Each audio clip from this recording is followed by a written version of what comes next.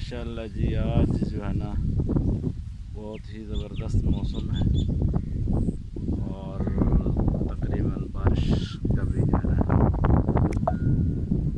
System बन रहा है। हवस और गर्मी जो है बिल्कुल ख़त्म हो गई है। तो इंशाअल्लाह अज़ीज़ कपास के लिए भी मौसम अच्छा है, लेकिन बारिश ना हो। लेकिन अल्लाह की तरफ से जो बारिश होगी तो हम उसका क्या कर सकते हैं। कपास की चुनाई करा रहे हैं, दुआ करें अल्लाह पाक इसमें बरकत डाले। मौसम भी जो है ना तकरीबन कमान के लिए तो अच्छा है, कपास के लिए अच्छा नहीं है। तो आज तकरीबन 12 अगस्त है